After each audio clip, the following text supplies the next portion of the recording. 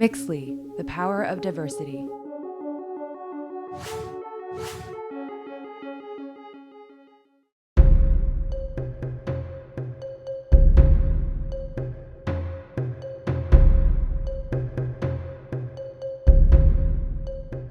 Actually, now there are 16 Afro-Vikings in the United States. There are more living abroad, apparently, but 16.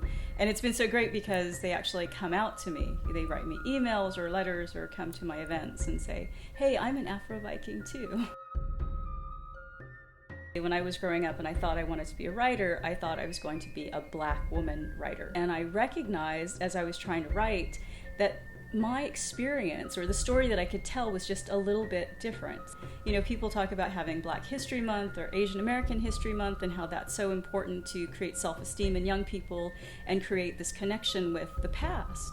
Well, I think it's also important for people who are mixed race or part of the mixed experience to recognize that they're not the first generation. I think there's a lot of talk about the way in which mixed people or multiracial population is kind of the new thing. It started with free love in the 1960s, but it's been happening from the beginning of America, definitely. And so part of my I think really recovery as an artist, to really own the fact that I was allowed to talk about the experiences I had in my world, meant that I had to have permission. And my permission came from Nella Larson, who is also half Black and half Danish, and was a really awesome writer during the Harlem Renaissance.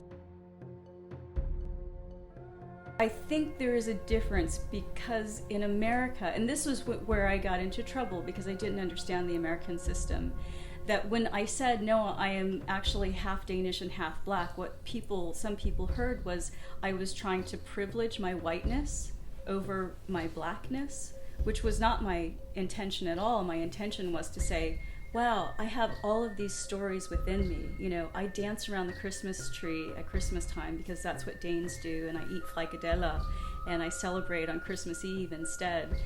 And I understand that when I walk outside, I become a Black person to you, but what I'm trying to say is this is all of me. This is my entire identity, and this is who I'm trying to present myself as.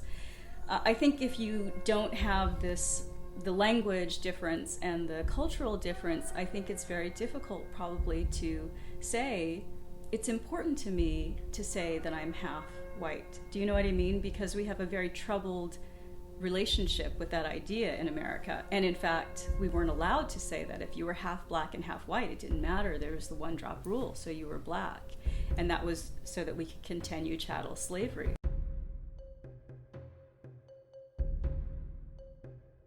I don't know if I'm part of the school that says everyone is mixed, but I do think everyone has some kind of connection to difference that they need to share, or that they've forgotten about, or their family history has left behind, or that they hadn't thought about in that way. And so if we can get people to think about their own lives differently as opposed to compartmentalizing, and especially, you know, in America, if you're white, you don't have to think about race.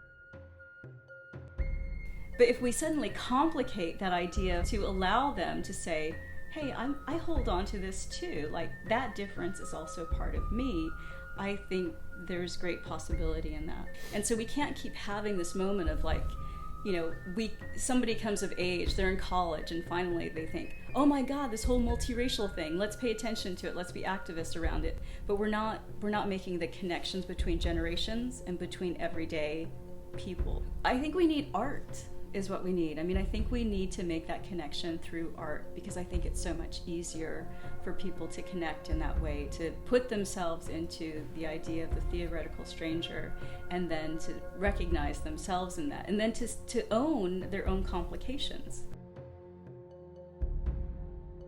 Sometimes I'm glib when people say to me, what are you? Sometimes I'll say I'm an Afro-Viking, sometimes I say I'm half Black, I'm half Danish, but I think my favorite thing to say still is I'm a story. I bet you are too. Mixly,